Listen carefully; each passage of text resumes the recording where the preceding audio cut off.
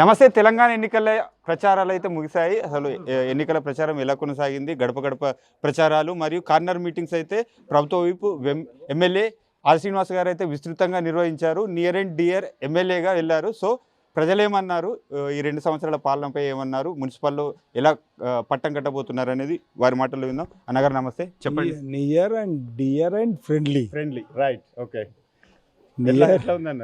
చాలా బాగుంది, చక్కటి రెస్పాన్స్ కనిపిస్తూ ఉంది. ప్రధానంగా రేవంత్ రెడ్డి గారు ముఖ్యమంత్రిగా పదవి స్వీకరించిన తర్వాత రాష్ట్రంలో ఆర్థిక పరిస్థితి గత ప్రభుత్వం చేపట్టినటువంటి విధ్వంసకమైన పరిపాలనలో 8 లక్షల కోట్ల అప్పుల్లోకి వెళ్ళి ఇబ్బందికరమైన పరిస్థితి. అంతకంటే ముందు 2014 కంటే ముందు ఊక బీఆర్ఎస్లో 70 నెలలు ఏం చేసింది కాంగ్రెస్ పార్టీ అంటారు, బీజేపీలు కూడా 70 నెలలు ఏం చేసింది కాంగ్రెస్ పార్టీ అంటారు. 70 ఏళ్లలో కాంగ్రెస్ పార్టీ పరిపాలించిన ముఖ్యమంత్రులు 12 మంది, 75,000 కోట్ల అప్పుతోటి తెలంగాణ ఉమ్మడి ఆంధ్రప్రదేశ్ కలిసి సంపాదించుకొని పోయినప్పుడు 75,000 కోట్ల అప్పు మనకు వచ్చింది. ఆ 75,000 కోట్ల అప్పు కూడా మనం అనేక ప్రాజెక్టులు నిర్మాణం జరిగినాయి. అప్పుడు 12 మంది ముఖ్యమంత్రులు పరిపాలించినప్పుడు మన అప్పు 75,000 కోట్లు అయితే, ఒకే ముఖ్యమంత్రి ఒకే పార్టీ 10 ఏళ్ళు పరిపాలిస్తే 8 లక్షల కోట్ల అప్పు పోయింది. అప్పుడు ఏటా 6,000 వడ్డీ, ఇప్పుడు నెలకు 6,000 వడ్డీ.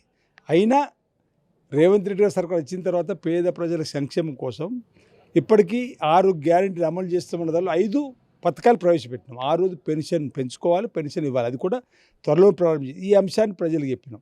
దాంతోపాటు వేములవాడ మున్సిపల్ ఎన్నికకు అదనంగా వేములవాడ జరుగుతున్న అభివృద్ధిని ప్రజలకు కళ్ళకు కట్టినట్టుగా చెప్పే క్రమంలో క్షేత్రస్థాయిలో జరుగుతున్న పనులు మీరు చూసిండ్రు కదా, మీ ఆశీర్వదించమంటున్నాం. ప్రజలు దగ్గరకు వెళ్ళినప్పుడు ఇటు వేములవాడ ఆలయ అభివృద్ధి కనిపిస్తుంది మాకు అని చెప్పే మాట, రోడ్డు వెడల్పు సంబంధించి, బ్రిడ్జికి సంబంధించి, గుడి సంబంధించిన అభివృద్ధితో పాటు సంక్షేమ కార్యాలు మాకు అందినాయి చెప్తున్నారు. సన్నబియ్యం వస్తున్నాయి, రేషన్ కార్డులు వచ్చినాయి, 200 యూనిట్లు కరెంటు కాల్చుకుంటూ ఉచిత మాకు మేము కట్టలేము బిల్లు అని చెప్తున్నారు. ఈరోజు మహాలక్ష్మిలో ఆర్టీసీలో బస్సు ప్రయాణం ఫ్రీ అంటూ రైతు మాకు రుణమాఫీ అయిందంటారు. కాబట్టి ఇన్ని కలగలిపి తీర్పు వేములవాడ మున్సిపల్ కాంగ్రెస్ పార్టీ కైవసం అయ్యే విధంగా అవకాశాలు ఉన్నాయని చెప్పనేది నేను చెప్పడానికి. ఆలయ అభివృద్ధి వరకు ఓకే. పట్టణ అభివృద్ధి చూసుకున్నట్టయితే మేము గల్లీలో తిరిగినాం, పబ్లిక్ టాక్ నిర్వహించాం. సో అక్కడ ఏం జరుగుతుందంటే, ఈ జాతర గ్రౌండ్ కొన్ని ఏరియాలలో చూసుకున్నట్టయితే, ఇటు గాంధీనగర్ ఈ ఏరియాలో చూసుకుంటే వాటర్ సమస్య ఉంది అంటారు. ఈ మన జాతర గ్రౌండ్ ఏరియాలో చూసుకున్నట్టయితే పారిశుద్ధ్యం లేదు, మున్సిపల్ సిబ్బంది తక్కువగా ఉన్నారు, బండ్లు తక్కువ ఉన్నాయి చెత్త సేకరణకు, సిబ్బంది తక్కువ ఉన్నారు, పారిశుద్ధ్యం బాగా సమస్య అవుతుంది అనేది చాలా ముంగడికి వచ్చింది. ఇది ప్రధాన సమస్య. ఇది అంటే సిబ్బందిని ఫస్ట్ మీరు అంశాన్ని కూడా చెప్పే ప్రయత్నంలో వేములవాడ మున్సిపల్గా ఏర్పడిన తర్వాత జరుగుతున్న ఎన్నిక ఇది 3వది. మొదటి ఎన్నిక బీజేపీ పాలకవర్గం, 2వది బీఆర్ఎస్. 10 ఏళ్ళు పరిపాలించిన వాళ్ళ వైఫల్యం కొట్టొచ్చినట్టు కనిపిస్తుందని చెప్తున్నాం. ఎక్కడ వేసిన గొంగలు ఎక్కడ, మీరే అంటున్నారు పబ్లిక్ టాక్ వినపడుతుంది మాకు ఈ విధంగా. వాటన్నిటి సవరించడానికి ఇప్పుడు మాకు 2 ఏళ్ళు పడుతుంది. ఒకటి చేస్తున్నాం. ఇప్పుడు ప్రధాన సమస్యలు ఏవైతే మా దృష్టిలో ఉన్నవో వాటి కోసం 10 ఏళ్ళు పోరాటం చేసినాం. 10 ఏళ్ళల్లో పడవడ్డ పనులు ముందు తీసుకొచ్చే క్రమంలో 10 ఏళ్ళలో గాలి వదిలిన పనులు గాలిలో పెట్టే ప్రయత్నం చేస్తూ పట్టణం లోపలికి వెళ్ళేటప్పుడు వస్తున్నటువంటి ప్రతి అంశాన్ని తీసుకొని వాటిని కూడా పరిష్కారం చేస్తున్నాం. మీరు అన్న పారిశుద్ధ్యం లోపించిన ప్రాంతం కానీ, లేకపోతే అదనంగా ట్రాక్టర్లు కావాలన్నా ఇవన్నీ కూడా ఇప్పుడు మిగతా మున్సిపాలిటీ వేరు, మన వేములవాడ మున్సిపల్ వేరు. ఇక్కడ అధిక నిధులు రావాల్సి ఉంటుంది మనకి, ఎందుకంటే సిబ్బంది అదనంగా మిగతా మున్సిపల్ కంటే ఇక్కడ ఎక్కువ అవసరం ఉంటుంది. దానిపైన ఎట్లా దృష్టి పెడుతున్నారు? నువ్వు చెప్పినట్టే సమానం చెప్పలే నేను. నీకు బీఆర్ఎస్ బీజేపీ తిడితే నేను మాట్లాడి అంటే నేను చెప్పలేను.